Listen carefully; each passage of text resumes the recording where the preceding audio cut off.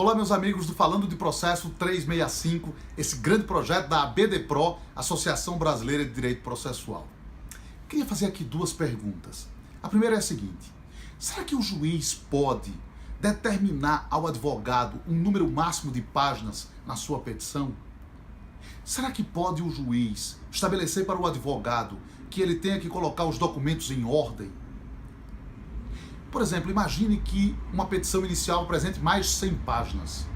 Poderia o juiz proferir um despacho, dando ao autor o prazo de 15 dias para que ele emende a inicial, deixando a petição com no máximo 30 páginas, sob pena de indeferimento? Poderia, por exemplo, no caso de um agravo de instrumento, o relator, aplicando o 932, parágrafo único, dar um prazo ao recorrente, ao agravante, para que ele ponha os documentos em ordem? Isso é possível, sob pena de não admitir o recurso? Isso tem causado alguns problemas do ponto de vista prático. Algumas decisões estão saindo nesse sentido. E é exatamente por isso que eu quero falar desse assunto. A gente pode dizer que existem aqui dois planos diferentes. Um plano substancial e um plano formal. No plano substancial, eu posso dizer que o advogado ele tem o ônus de argumentar, de persuadir, de convencer o juiz. Ônus de argumentar, de persuadir, de convencer o juiz, para que o pedido seja julgado procedente, ou seja, julgado improcedente, para que o recurso seja provido ou que não seja provido. E é claro que, pragmaticamente falando, num país que tem aproximadamente 100 milhões de processos, o que equivale, imagine que nós temos mais ou menos 200 milhões de habitantes, então nós temos um processo para cada 2 habitantes, mais ou menos, né? Num país desse, é razoável, é de bom tom que as petições sejam claras, objetivas, concisas, diretas, sem floreios, sem aquele certo é e de negar-se mesmo não há. Poder-se-ia pensar uma análise en passant, esse período já passou, né? Isso do ponto de vista pragmático, para que seja melhor para todos os sujeitos do processo. Mas perceba, o ônus do advogado é de argumentar, persuadir, convencer para o resultado do processo. Mas esse é um plano. No plano formal, do ponto de vista estritamente formal, nós estamos aqui falando agora de requisitos de admissibilidade. E os requisitos de admissibilidade devem ser criados por lei. E somente lei federal, com a Constituição Federal, pode criar requisitos de admissibilidade. Porque esse é um assunto de competência legislativa da União. Artigo 22, inciso 1 da Constituição Federal. Requisitos de admissibilidade não podem ser criados pelo julgador. E não há lei nenhuma que diga qual é o número de páginas de uma petição. Não há lei nenhuma que imponha ao advogado colocar os documentos em ordem. É claro que é de bom tom, mas não há lei nenhuma que diga isso como requisito de admissibilidade. Portanto, julgador nenhum pode indeferir a inicial por isso ou inadmitir recurso por isso, nem dar prazo sob pena de indeferimento ou de inadmitir. Por quê? Porque se ele der o prazo e a pessoa não fizer, ele vai ter que indeferir ou inadmitir.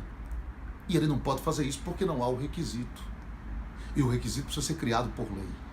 O que é possível é pensar no seguinte: ao julgador, pelo princípio da cooperação, oportunizar à parte o esclarecimento. Oportunizar à parte colocar os documentos em ordem. Mas isso com vistas ao resultado do processo. Se a parte não fizer, é ruim para ela nesse sentido, mas não que isso vai gerar um indeferimento da petição ou uma inadmissibilidade. E, por outro lado, a gente pode pensar também no seguinte: é possível aqui se imaginar um negócio jurídico-processual. O negócio jurídico-processual pode ser firmado entre as partes para limitar o número de páginas. Isso sim é possível. Ou então, entre o juiz e as partes, estabelecendo um limite para o número de páginas das petições e dos pronunciamentos do juiz. Imagine que, por exemplo, por ocasião da calendarização processual, o juiz e as partes estabelecem um limite ao número de páginas tanto das suas petições como também dos seus pronunciamentos. Isso é inteiramente possível e o Código de 2015 permite isso, né? Agora, o que não se pode é criar requisito que não existe, né? E impor esse requisito que não existe. Essa história toda me lembrou uma história curiosa do meu avô. Meu avô, ele era de Nova Cruz, no interior do Rio Grande do Norte, morou, aliás, em Nova Cruz durante muitos anos, no interior do Rio Grande do Norte. Lá ele teve uma loja, era lojista, vendia tecidos, atuou também como promotor ad hoc durante algum tempo, mas não havia promotor nessa época em Nova Cruz. Mas quando lojista, aconteceu uma coisa curiosa, um fato curioso. Um fiscal do INPS, antigo INPS, ainda era assim chamado, foi à loja numa segunda-feira, dia de feira, que era o dia de venda realmente lá da loja.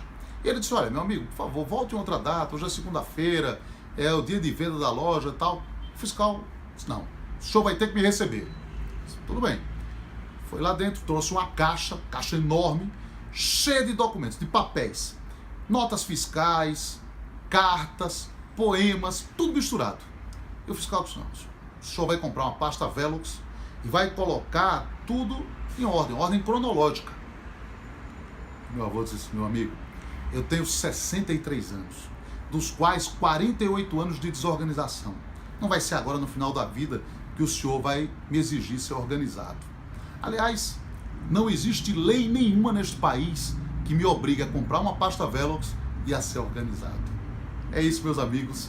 Um grande abraço.